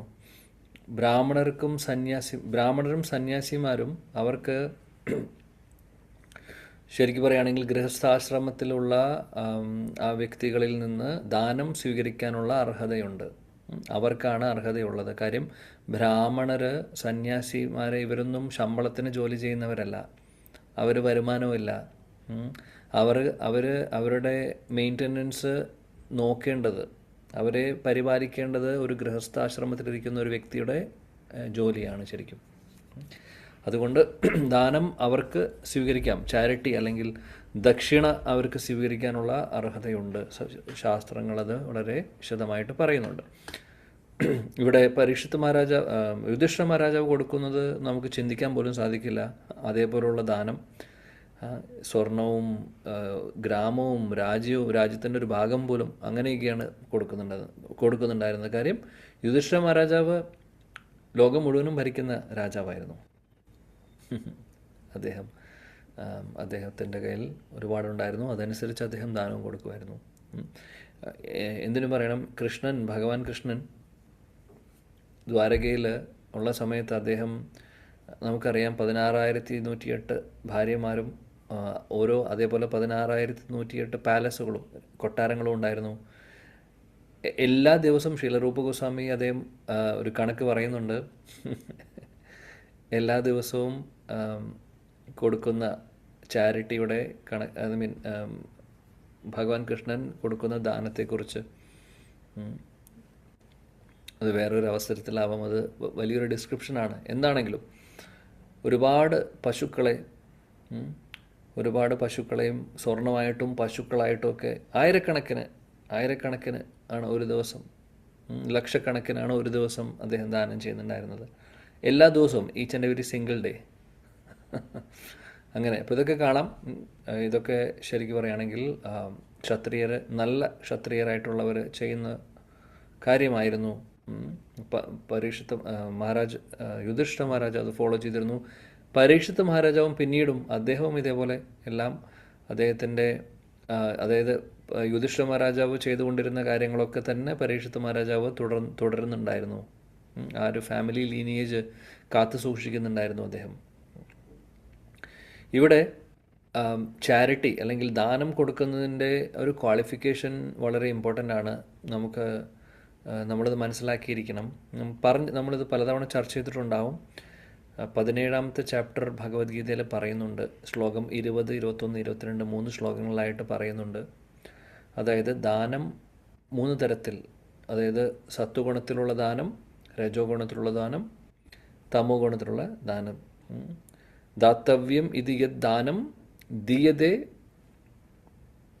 അനുപകാരിണേ ദേശകാലേച്ച പാത്രേച്ച തദ് ദാനം സാത്വികം സ്മൃതം. സത്വഗുണത്തിലുള്ള ദാനത്തെക്കുറിച്ച്, അതായത് ചാരിറ്റി അല്ലെങ്കിൽ ദാനം കൊടുക്കുന്നത് ഒരു കടമയായി മനസ്സിലാക്കിക്കൊണ്ട് ഒന്നും പ്രതീക്ഷിക്കാതെ, തിരിച്ചൊന്നും പ്രതീക്ഷിക്കാതെ, എന്തെങ്കിലും ആഗ്രഹിച്ചുകൊണ്ടുള്ള ദാനമല്ല. അത് കാര്യം ഒരു ക്ഷത്രിയനെ സംബന്ധിച്ച് ബ്രാഹ്മണർക്കും സന്യാസിമാർക്കും അങ്ങനെയുള്ളവർക്കൊക്കെ ദാനം കൊടുക്കണം എന്നുള്ളത് ഒരു ഡ്യൂട്ടിയാണ് അവരുടെ. ആ ഡ്യൂട്ടി ചെയ്യുന്നു, പക്ഷെ തിരിച്ചൊന്നും പ്രതീക്ഷിക്കാതെ. അതേപോലെ ദേശകാലേച്ച പാത്രേച്ച, പ്രോപ്പറായിട്ട് അതിന് അർഹതപ്പെടുന്ന ആളുകൾക്ക് ശരിയായിട്ടുള്ള സമയത്ത് ശരിയായിട്ടുള്ള സ്ഥലത്ത് വെച്ച് കൊടുക്കുന്നതാണ് സത്വഗുണത്തിലുള്ള ദാനം എന്ന് പറയുന്നു. ഇനി രജോ ഗുണത്തിലുള്ള ദാനം എന്താണ്? യത്തു പ്രത്യുപകാരാർത്ഥം, അതായത് തിരിച്ച് ഫലം ഉദ്ദേശ്യ ച വാ പുനഃ. അതായത് ചാരിറ്റി കൊടുക്കുമ്പോൾ എന്തെങ്കിലും പ്രതീക്ഷിച്ചുകൊണ്ട്, അതിൽ നിന്ന് നമുക്ക് റിസൾട്ട് നമ്മൾ പ്രതീക്ഷിച്ചുകൊണ്ട്, അല്ലെങ്കിൽ തിരിച്ച് ദാനം കിട്ടുന്നോ, തിരിച്ച് എന്തെങ്കിലും കിട്ടുന്നോ, അല്ലെങ്കിൽ വേറെ എന്തെങ്കിലും ദാനം കൊടുത്തു കഴിഞ്ഞാൽ എനിക്ക് എന്തെങ്കിലും നല്ലത് സംഭവിക്കും, ഇങ്ങനെയുള്ള ഉദ്ദേശത്തോടു കൂടി കൊടുക്കുന്ന ദാനം. അതേപോലെ തന്നെ ദേഷ്യത്തോടു കൂടി വേണ്ട, കൊടുക്കാൻ ഇഷ്ടമല്ല പക്ഷേ കൊടുത്തേ പറ്റൂ എന്നുള്ളൊരവസ്ഥയിൽ കൊടുക്കുന്നത്. പലപ്പോഴും വല്ല ഡൊണേഷൻ ഒക്കെ ചില സമയങ്ങളിൽ ഇഷ്ടമില്ലാതെ എല്ലാവരും കൊടുക്കുന്നു, നമ്മളും കൊടുക്കേണ്ടി വരും. കൊടുത്തതിന് ശേഷം ഇത്രയും കൊടുക്കണ്ടായിരുന്നു, കുറച്ച് കൊടുത്താൽ മതിയായിരുന്നു, ദേഷ്യത്തോടു കൂടിയിട്ടും ഒരു ശരിക്കും ആഗ്രഹമില്ലാഞ്ഞിട്ടും കൊടുക്കുന്ന ദാനം, അതൊക്കെ രജോ ഗുണത്തിലുള്ള ദാനമാണ്. ഇനി തമോ ഗുണത്തിലുള്ള ദാനത്തെക്കുറിച്ച് പറയേണ്ട ആവശ്യമില്ല. ആ ദേശകാലേ യത് ദാനം, അതായത് 2 കാര്യങ്ങളാണ്. ദേശകാലം നോക്കാതെ, നല്ല സമയവും നല്ല സ്ഥലവും ഒന്നും നോക്കാതെ, അത് അതിൻ്റേതായിട്ടുള്ള ദേശകാലം നോക്കി പാത്രം നോക്കിയിട്ട് വേണമെന്ന് പറഞ്ഞു നമ്മൾ സത്വഗുണത്തിലെ ദാനത്തെക്കുറിച്ച്, അല്ലേ? ഇപ്പോൾ ഇവിടെ തമോ ഗുണത്തിലുള്ള ദാനം എന്ന് പറഞ്ഞു കഴിഞ്ഞാൽ എവിടെയെങ്കിലും എന്തെങ്കിലും ചെയ്യുക എന്നുള്ള രീതിയിൽ പ്രോപ്പറായിട്ടുള്ള സമയവുമില്ല, അതിന് അർഹതപ്പെടുന്ന ആളുകൾക്കും അല്ല കൊടുക്കുന്നത്, അല്ലാതെ വെറുതെ എന്തിനോ വേണ്ടിയിട്ട് ചെയ്യുന്ന പോലെ ചെയ്യുന്ന കാര്യം. അതാണ്. ഉദാഹരണത്തിന് ആർക്കെങ്കിലും മദ്യപിക്കാനോ അല്ലെങ്കിൽ ചൂത് കളിക്കാനോ അങ്ങനെയുള്ള തെറ്റായിട്ടുള്ള കാര്യങ്ങൾ ചെയ്യുവാനുള്ള, അല്ലെങ്കിൽ അങ്ങനെയുള്ള കാര്യങ്ങൾ ചെയ്യും എന്ന് നമുക്ക് അറിയാമെന്നിട്ട് അങ്ങനെയുള്ളവർക്ക് നമ്മൾ ദാനം കൊടുക്കുമ്പോൾ അത് തമോ ഗുണത്തിലുള്ളതാണെന്ന് പറയുന്നു.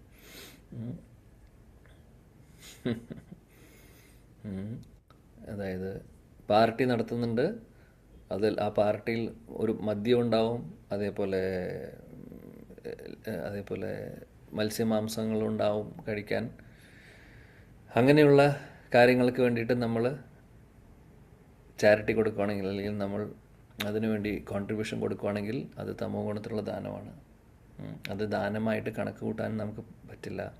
പ്രോപ്പറായിട്ടുള്ള ആളുകൾക്ക് നല്ല സമയത്ത് വെച്ച് ശ്രദ്ധയോടുകൂടി അത് ചെയ്യേണ്ട കാര്യമാണ്.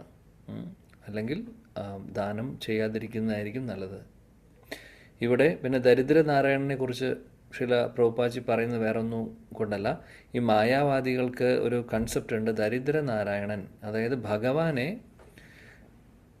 ദരിദ്രനാരായണൻ എന്നുള്ള രീതിയിൽ അഭിസംബോധന ചെയ്യുന്നത് കാണാം. ഒരു മിസ്കൺസെപ്ഷനാണ് ബേസിക്കലി. കാര്യം എന്താണെന്ന് വെച്ചാൽ അവരെ സംബന്ധിച്ച് മനുഷ്യരെ നമ്മൾ ഓരോരുത്തരും ഭഗവാനാണ് ധരിക്കുന്നവരാണ്. അപ്പോൾ പരമദൈവോത്തമ പുരുഷൻ ഭഗവാൻ, അദ്ദേഹം ദരിദ്രനല്ല, നമുക്കറിയാം. എന്നാൽ നമ്മൾ ഓരോരുത്തരും നാരായണനാണ്, ഭഗവാനാണെന്ന് പറയുമ്പോൾ നമ്മൾ ആരെങ്കിലും ഭഗവാനെ പോലെ എല്ലാം ഉള്ള വ്യക്തികളാണോ? അല്ല. അതിൽ പല വ്യക്തികളും ദരിദ്രരായിട്ടുള്ളവരുണ്ടാവും, പലവരുടെ കയ്യിലും ഒന്നും ഉണ്ടാവാത്തവരുണ്ടാവും. അപ്പോൾ അവർ അങ്ങനെയുള്ളവരെ വിളിക്കുന്നത് ദരിദ്രനാരായണൻ എന്നാണ്. സോ എനിവേ, ഇതൊക്കെ തെറ്റായിട്ടുള്ള കൺസെപ്ഷനാണ്. എന്താണെങ്കിലും നമ്മൾ മനസ്സിലാക്കണം, ഭഗവാനും മനുഷ്യൻ നമ്മളും തമ്മിൽ വ്യത്യാസമുണ്ട്. അദ്ദേഹം പരമദൈവോത്തമ പുരുഷൻ, നമ്മൾ അദ്ദേഹത്തിൻ്റെ അംശം. പിന്നെ അത് മാത്രമല്ല, നമുക്കൊരിക്കലും അദ്ദേഹത്തെ പോലെ ആവാൻ സാധിക്കില്ല, അല്ലേ? ഇതെല്ലാം നമ്മൾ ശരിയായിട്ടുള്ള രീതിയിൽ മനസ്സിലാക്കണം. ഓക്കെ. അപ്പോൾ പാവപ്പെട്ട ഒരാൾക്ക്, ദരിദ്രരായിട്ടുള്ള ഒരാൾക്ക് ദാനം കൊടുക്കുക എന്നുള്ളതിനേക്കാൾ കൂടുതൽ അതിന് അർഹതപ്പെടുന്നവർക്ക് കൊടുക്കുക എന്നുള്ളതാണ് കാര്യം. കാര്യം എന്താണെന്ന് വെച്ചാൽ, അവർക്ക് ചാരിറ്റി വാങ്ങിക്കാനുള്ള അർഹതയില്ലെങ്കിൽ ആ കൊടുക്കുന്നത് കൊണ്ട് പ്രയോജനമില്ല. ചിലപ്പോൾ അന്നത്തെ അല്ലെങ്കിൽ കുറച്ച് ദിവസത്തെ കാര്യങ്ങൾ നടന്നു പോകുമായിരിക്കും. പക്ഷേ നമുക്ക് എത്ര കാലം അതേപോലെ ദാനം കൊടുത്തുകൊണ്ടിരിക്കാൻ സാധിക്കും? അപ്പോൾ പ്രോപ്പറായിട്ടുള്ള ദാനം എന്ന് പറഞ്ഞു കഴിഞ്ഞാൽ, നല്ല ചാരിറ്റി, നല്ല സാമൂഹിക പ്രവർത്തനം എന്ന് പറഞ്ഞു കഴിഞ്ഞാൽ ഭഗവാനെക്കുറിച്ച് മറ്റുള്ളവർക്ക് പറഞ്ഞു കൊടുക്കുന്നതാണ് ഏറ്റവും നല്ലത്. അതാകുമ്പോൾ അവരുടെ ആധ്യാത്മിക പുരോഗതിക്ക് വേണ്ടി അത് സഹായിക്കുന്നു. ഇല്ലെങ്കിൽ എന്ത് സംഭവിക്കുന്നു? ഇല്ലെങ്കിൽ അത് കുറച്ച് ദിവസം കഴിഞ്ഞാൽ അവരുടെ ആവശ്യം വീണ്ടും വരുന്നു, നമ്മൾ വീണ്ടും സപ്പോർട്ട് ചെയ്യാം. പിന്നെ എത്ര കാലം ചെയ്യാൻ സാധിക്കും? അതിനൊരു അവസാനമില്ല. അപ്പോൾ സത്വഗുണത്തിലെങ്കിലും അറ്റ്ലീസ്റ്റ് നമ്മൾ ചെയ്യണം. അതാണ് ശ്രീല പ്രഭുപാദജി പറയുന്നത്. എന്തുകൊണ്ട് ഭാഗവത്തിൽ ഇതൊക്കെ പറയുന്നു? പരീക്ഷിത് മഹാരാജാവിന് അല്ലെങ്കിൽ യുധിഷ്ഠിര മഹാരാജാവ് ഇതൊക്കെ ചെയ്തു എന്ന് പറയുന്നു. അതിൻ്റെ അർത്ഥം നമ്മളെ പഠിപ്പിക്കുകയാണ് ചെയ്യുന്നത്. അതായത് ദാനം കൊടുക്കുന്നതിനും അതിൻ്റേതായിട്ടുള്ള ഫോർമാലിറ്റി, അതിൻ്റേതായിട്ടുള്ള പ്രോസസ്സുണ്ട്, അത് നമ്മൾ ഫോളോ ചെയ്യണം എന്നുള്ളത്. ഇപ്പോൾ ശാസ്ത്രങ്ങളിൽ ഇതേപോലെ ഒരുപാട് കാര്യങ്ങൾ പറയുന്നുണ്ട്. അപ്പോൾ അതെല്ലാം ഇമ്പോർട്ടൻ്റ് ആണ്. നമുക്ക് പറ്റുന്ന രീതിയിൽ ഇതൊക്കെ ഫോളോ ചെയ്യുക എന്നുള്ളതാണ് നമ്മൾ ഓരോരുത്തരും ചെയ്യേണ്ടത്. ഗർഭധാന സംസ്കാരം മുതൽ ബാക്കിയുള്ള പ്രോസസ്സെല്ലാം, ജാതകർമ്മം എന്ന് പറയുന്ന പ്രോസസ്സുമുണ്ട്. ഇനി അത് ഭക്ഷണം ആദ്യമായിട്ട് അന്നം കൊടുക്കുന്ന പ്രോസസ്സുണ്ട്. അതൊക്കെ നമ്മൾ ചിലപ്പോൾ ചെയ്യുന്നുണ്ടാവും. ചോറൂണ് എന്ന് പറഞ്ഞ് ഗുരുവായൂരൊക്കെ പോയി കുട്ടിക്ക് ചോറ് കൊടുക്കുന്നതൊക്കെ. അപ്പം അതിൻ്റേതായിട്ടുള്ള വിധികളൊക്കെ ഉണ്ട്. പഞ്ചരാത്രിക വിധി പ്രകാരം പ്രോസസ്സ് പറയുന്നുണ്ട്. അതേപോലെ ആദ്യമായിട്ട് എഴുത്തിനിരുത്തുന്നതും, ഇതൊക്കെ ഓരോ സംസ്കാരങ്ങളാണ്, സംശയമില്ല. പക്ഷെ അത് എത്രമാത്രം പ്രോപ്പറായിട്ട് നമ്മൾ ചെയ്യുന്നുണ്ടോയെന്നറിയില്ല. ഇതിൽ എഴുത്തിനിരുത്തുന്നതും ഒരുപക്ഷെ ആദ്യത്തെ അതായത് ചോറൂണ് എന്ന് പറയുന്ന പ്രോസസ്സും ഒരുപക്ഷെ നമ്മൾ ചെയ്യുന്നുണ്ടാവും. പക്ഷെ അതും ശരിക്കുമുള്ള വിധിപ്രകാരമാണോ ചെയ്യുന്നത് എന്നുള്ളത് സംശയമാണ്, അല്ലെങ്കിൽ അത് നോക്കേണ്ട ഒരു കാര്യം തന്നെയാണ്. അത് മാത്രമല്ല, അത് കുട്ടി ജനിച്ചതിന് ശേഷമുള്ള കാര്യം. അതിനു മുമ്പും ഒരുപാട് കാര്യങ്ങൾ ചെയ്യാനുണ്ട്, ഗർഭധാനം മുതൽ. സോ അതൊക്കെ അതൊന്നും പലവരും ചെയ്യുന്നില്ല. പലവരും എന്നല്ല, ആരും ചെയ്യുന്നില്ല. അത് അങ്ങനൊരു അവസ്ഥയാണ് ഇന്നത്തെ കാലത്ത് നടക്കുന്നത്. ഓക്കെ, ഒരു ശ്ലോകം കൂടെ നമുക്ക് വായിച്ച് അവസാനിപ്പിക്കാം. 15ാമത്തെ ശ്ലോകം.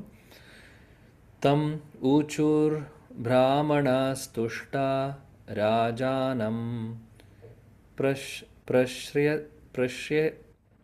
പ്രശ്രയാൻവിതം ഏഷാ ഹി അസ്മിൻ പ്രജാതന്തോ പുരൂണാം പൗരവാർഷഭ. ഹരേ കൃഷ്ണ പ്രഭു. ഓം നമോ ഭഗവതേ വാസുദേവായ. തമോചുർബ്രാഹ്മണാസ്തുഷ്ടാ രാജാനം പ്രശ്രയാനിത്വം ഏഷ ഹ്യസ്മിൻ പ്രജാതന്തൗ പുരൂണാം പൗരവർഷഭ. ഹരേ കൃഷ്ണ. ഹരേ കൃഷ്ണ. ഓം നമോ ഭഗവതേ വാസുദേവായ. തമോചുർബ്രാഹ്മണസ്തുഷ്ടാ രാജാനം പ്രശ്രയാന്യുതം ഏഷ ഹി അസ്മിൻ പ്രജാതന്തോ പുരൂണാം പൗരവർഷഭ. ഹരേ കൃഷ്ണ. ഹരേ കൃഷ്ണ. ഓം നമോ ഭഗവതേ വാസുദേവായ. ചമോചൂർബ്രാഹ്മണസ്ത്വഷ്ടാ രാജാനാം പ്രശ്രയാന്യുതം ഏഷാ ഹ്യസ്മിൻ പ്രജാതന്തൗ ഊരൂണാം പൗരവർഷഭാ. ഹരേ കൃഷ്ണ. ഹരേ കൃഷ്ണ. ഓം നമോ ഭഗവതേ വാസുദേവായ. തമോചുർബ്രാഹ്മണാസ്തുഷ്ട രാജാനാം പ്രശ്യയാനിതം.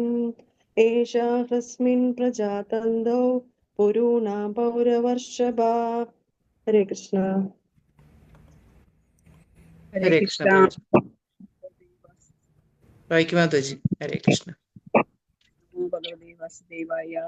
തമോചൂർബ്രാഹ്മണാസ്തുഷ്ടാ രാജാനാം പ്രശ്രയാണിദം. ഏഷാ ഹസ്മിൻ പ്രജാതന്തൗ പുരൂണാം പൗരവർഷഭാ. ഹരേ കൃഷ്ണ. പ്രഭുജി. ഹരേ കൃഷ്ണ. ഹരേ കൃഷ്ണ. തമോജു ബ്രാഹ്മണാസ്തുഷ്ട രാജാനം പ്രശ്രയാന്വിതം. ഏഷ ഹ്യസ്മിൻ തന്തു പുരൂണാം പൗരവർഷഭ. ഹരേ കൃഷ്ണ. താങ്ക് യു പ്രഭുജി. ഹരേ കൃഷ്ണ. ഓം നമോ ഭഗവതേ വാസുദേവായ. തമോജുർബ്രാഹ്മണാതുഷ്ട രാജാനാം ത്രസ്സയാനിദം. ഏഷ ഹ്യസ്മിൻ പ്രജാതന്തൗ പുരൂണാം പൗരവർഷഭ. ഹരേ കൃഷ്ണ പ്രഭു. ഓക്കെ, വിവർത്തനം വായിക്കാം. വിവർത്തനം. എ.സി. ഭക്തിവേദാന്ത സ്വാമി ശ്രീല പ്രഭുപാദ് കി ജയ്. രാജാവിന്റെ ദാനധർമ്മങ്ങളിൽ സന്തുഷ്ടരായ ജ്ഞാനികളായ ബ്രാഹ്മണ ശ്രേഷ്ഠർ ഗുരുക്കളിൽ പ്രമുഖനെന്ന് അദ്ദേഹത്തെ അഭിസംബോധന ചെയ്യുകയും അദ്ദേഹത്തിന്റെ പുത്രൻ പുരുവംശജരുടെ പിൻഗാമികളുടെ അതേ പാതയിലാണെന്നും അവരെ പോലെ തന്നെ പുത്രനും പ്രശസ്തിയിലേക്ക് ഉയരുമെന്ന് അനുഗ്രഹിക്കുകയും ചെയ്തു. ഹരേ കൃഷ്ണ. ഹരേ കൃഷ്ണ. അതായത് പുരു ഇവിടെ ഈ ബ്രാഹ്മണർ, ദൗമ്യ ഋഷിയും കൃപാചാര്യരും ഒക്കെ ഒരുപാട് അവരാണ് അനുഷ്ഠാനങ്ങൾ ചെയ്യുന്നത്. അതിനുശേഷം യുധിഷ്ഠിര മഹാരാജാവ് എല്ലാവർക്കും ദാനം കൊടുത്തു, ഒരുപാട് ബ്രാഹ്മണർക്ക്, ക്വാളിഫൈഡ് ആയിട്ടുള്ള ബ്രാഹ്മണർക്ക്. അപ്പോൾ ആ ബ്രാഹ്മണരൊക്കെ ഈ ദാനം കിട്ടിയിട്ടുള്ള എല്ലാ ബ്രാഹ്മണർക്കും ഒരുപാട് സന്തോഷമായി. കാര്യം യുധിഷ്ഠിര മഹാരാജാവ് പ്രോപ്പറായിട്ടുള്ള അവർക്ക് അതിനോടുള്ള ആസക്തി കൊണ്ടല്ല സന്തോഷം. അത് മനസ്സിലാക്കണം. ഈ അർഹതപ്പെട്ട ബ്രാഹ്മണരെന്ന് പറഞ്ഞു കഴിഞ്ഞാൽ അങ്ങനെയുള്ളവർ ഇത് ആഗ്രഹിക്കുന്ന ആളുകളല്ല. എന്നാൽ ഇതാണ് വിധി. അപ്പോൾ വിധികൾ ഫോളോ ചെയ്യുന്നു യുധിഷ്ഠിര മഹാരാജാവ് പ്രോപ്പറായിട്ട്. സോ അതുകൊണ്ട് അവർ സാറ്റിസ്ഫൈഡായി, അല്ലെങ്കിൽ അവർ സംതൃപ്തരായി. അങ്ങനെ പറഞ്ഞു, പുരു വംശത്തിൽ വരുന്ന, അതായത് ആ ഒരു വംശത്തിൽ വരുന്ന ഒരു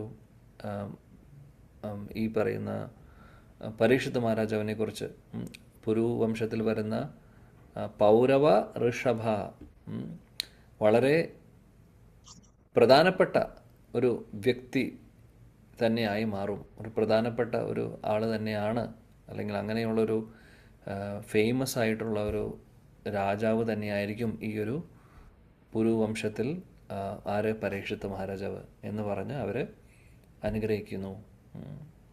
തീർച്ചയായിട്ടും അങ്ങനെയാണ്. പിന്നെ നമുക്കറിയാം പരീക്ഷിത് മഹാരാജാവിൻ്റെ അദ്ദേഹം അധികം കാലം ഭരിച്ചിട്ടില്ല. കാര്യം അദ്ദേഹത്തിൻ്റെ ചെറുപ്പം സമയത്ത് തന്നെ അദ്ദേഹത്തിന് നമുക്കറിയാം ശാപം കിട്ടുന്നതൊക്കെ. സോ അത്രയും പ്രായമൊന്നും അദ്ദേഹത്തിന് ആയിട്ടുണ്ടായിരുന്നില്ല, റിട്ടയർമെൻറ്റിൻ്റെ സമയമൊന്നും ആയിട്ടുണ്ടായിരുന്നില്ല. അദ്ദേഹത്തിന് ഇനിയും സമയമുണ്ടായിരുന്നു ഭരിക്കാൻ. പക്ഷേ അദ്ദേഹം ഉള്ള സമയത്ത് യുധിഷ്ഠിര മഹാരാജാവ് അദ്ദേഹത്തെ ഏൽപ്പിച്ച് പോവുകയാണ് ചെയ്യുന്നത്. അദ്ദേഹം പോകുമ്പോൾ കൂടെ എല്ലാവരും പോകുന്നു, എല്ലാ ബ്രദേഴ്സ് എല്ലാവരും കൂടെ പോകുന്നു. പിന്നീടാണ് പരീക്ഷിത് മഹാരാജാവ് അത് ഏറ്റെടുത്ത് ചെയ്യുന്നത്. അപ്പോൾ അദ്ദേഹം ഭരിച്ചിരുന്ന കാലം ഭംഗിയായിട്ട് തന്നെ അദ്ദേഹം അത് ചെയ്തിട്ടുണ്ട്. അപ്പോൾ അതാണ് ഇവിടെ പറയുന്നത്. അപ്പോൾ ചാരിറ്റി കൊടുക്കുമ്പോൾ ഇങ്ങനെയൊരു കാര്യം കൂടെ ഉണ്ട്. ക്വാളിഫൈഡ് ആയിട്ടുള്ളൊരു വ്യക്തിയാണത് സ്വീകരിക്കുന്നതെന്നുണ്ടെങ്കിൽ, ബ്രാഹ്മണനാവട്ടെ, സന്യാസിയാവട്ടെ, വൈഷ്ണവരാവട്ടെ, അവരത് സ്വീകരിച്ച് അവർ സംതൃപ്തരാണെങ്കിൽ നമ്മളെ അനുഗ്രഹിക്കും. ആ അനുഗ്രഹത്തിന് ഒരുപാട് ശക്തിയുണ്ട്. ഒന്നും പ്രതീക്ഷിച്ചുകൊണ്ട് ചെയ്യുന്ന കാര്യമല്ല. അവർക്കും ശരി, ഇവർ കൂടുതൽ പൈസ തന്നത് അതുകൊണ്ട് എനിക്ക് കൂടുതൽ സന്തോഷം, ആ സന്തോഷത്തെക്കുറിച്ചല്ല ഇവിടെ. കൂടുതൽ ചാരിറ്റി തന്നു അതുകൊണ്ട് അവർക്കുള്ളിൽ കൂടുതൽ സന്തോഷം തോന്നുന്നു, അങ്ങനെയല്ല ഇത്. കാര്യം ഇവരൊക്കെ ഭഗവാനെ ഇവരെല്ലാവരും ഭക്തരാണ്. സോ അതുകൊണ്ട് ഇവർ നോക്കുന്നത് ആ കൊടുക്കുന്ന ഭാവം ഏത് ഭാവത്തിലാണ്, എങ്ങനെയാണ് യുധിഷ്ഠിര മഹാരാജാവ് അത് കൊടുക്കുന്നത്. യുധിഷ്ഠിര മഹാരാജാവിനെ എല്ലാവർക്കും അറിയുകയും ചെയ്യാം. അതേപോലെ സ്വീകരിക്കുന്ന ബ്രാഹ്മണരും ക്വാളിഫൈഡ് ആയിട്ടുള്ള ആളുകളായതുകൊണ്ട് അവർ ചെയ്യുന്ന ആ കാര്യം നന്നായി ചെയ്യുന്നത് കൊണ്ട് അവർ സംതൃപ്തരാവുന്നതാണ്. അല്ലാതെ കൂടുതൽ തന്നതുകൊണ്ട് സാറ്റിസ്ഫാക്ഷൻ എന്നുള്ളത് അങ്ങനെ ഒരു അവർക്ക് ഇതിൻ്റെ ഒന്നും ആവശ്യമില്ല. ബ്രാഹ്മണർക്ക് ഇപ്പോൾ ഇത് ഇല്ലെങ്കിൽ പറ്റില്ല എന്നുള്ളതല്ല. പക്ഷേ അത് യുധിഷ്ഠിര മഹാരാജാവും നല്ലൊരു ഉദാഹരണമാവുകയാണ് ചെയ്യുന്നത് മറ്റുള്ള രാജാക്കന്മാർക്ക്, മറ്റുള്ളവർക്ക്, ഇനി വരുന്ന തലമുറയ്ക്ക് നല്ലൊരു ഉദാഹരണമാവുന്നു. അപ്പോൾ ഇതൊക്കെ കാരണമാണ് ഇവരൊക്കെ ബ്രാഹ്മണർക്കൊക്കെ ഒരുപാട് സന്തോഷം ഉണ്ടാകുന്നു. അപ്പോൾ അതുകൊണ്ട് അവർ അനുഗ്രഹിക്കുന്നു. തീർച്ചയായിട്ടും അനുഗ്രഹിക്കുമ്പോൾ അതിൻ്റേതായിട്ടുള്ള ബ്രാഹ്മണരുടെ അനുഗ്രഹം ഒരുപാട് ശക്തിയുണ്ട്. അതേപോലെ ബ്രാഹ്മണരുടെ ശാപത്തിനും ഒരുപാട് ശക്തിയുണ്ട്. ബ്രാഹ്മണ ശാപത്തെക്കുറിച്ച് കേട്ടിട്ടുണ്ടാവും. ബ്രാഹ്മണ ശാപത്തിന് ശക്തിയുണ്ട് ശരിക്കും. സോ അതേപോലെ തന്നെ അവരുടെ അനുഗ്രഹം ഉണ്ടെങ്കിൽ തീർച്ചയായിട്ടും അതും ഒരുപാട് പവർഫുള്ളാണ്. ഓക്കെ, അപ്പോൾ എന്തായാലും പരീക്ഷിത് മഹാരാജാവിനെ നല്ലൊരു എന്താ പറയുക, പരീക്ഷിത് മഹാരാജാവിൻ്റെ ഫ്യൂച്ചർ അവർ പറഞ്ഞു. അദ്ദേഹം പ്രശസ്തനായിട്ടുള്ള, ഫേമസ് ആയിട്ടുള്ള, ചീഫ് ആയിട്ടുള്ള, അല്ലെങ്കിൽ ഏറ്റവും പ്രധാനപ്പെട്ട ഒരു വ്യക്തിയായി മാറും അദ്ദേഹം ഈ ഒരു കുലത്തിൽ എന്ന്. അതേപോലെ തന്നെ സംഭവിച്ചു. പരീക്ഷിത് മഹാരാജാവിൻ്റെ ജന്മം സ്പെഷ്യലാണ്. ഭഗവാൻ നേരിട്ട് പ്രൊട്ടക്റ്റ് ചെയ്തു. പിന്നെ അതേപോലെ തന്നെ അദ്ദേഹത്തിൻ്റെ മരണവും സ്പെഷ്യലാണ്. ഇതേപോലെ ആർക്കും ഉണ്ടായിട്ടുണ്ടാവില്ല. അദ്ദേഹത്തിൻ്റെ മരണം ശ്രീമദ് ഭാഗവതം വരുവാനുള്ള ഒരു കാരണം കൂടിയാവുന്നു. സോ വളരെ സ്പെഷ്യലായിട്ടുള്ള ഒരു വ്യക്തിയാണ് പരീക്ഷിത് മഹാരാജാവ്. ഹരേ കൃഷ്ണ. ഓക്കെ, സോ श्रीमद् भागवतम की जय, शिला प्रभुपाद की जय, समवेद गौर भक्त वृंद की जय, ताय गौर प्रेमानंदे. Thank you. वंशा कल्पतरुभ्यश्च कृपा सिन्धुभ्यः च पतितानां पावनेभ्यो वैष्णवेभ्यो. Thank you very much. Hare Krishna. എല്ലാവർക്കും എൻ്റെ വിനീതമായ നമസ്കാരം. ഹരേ കൃഷ്ണ.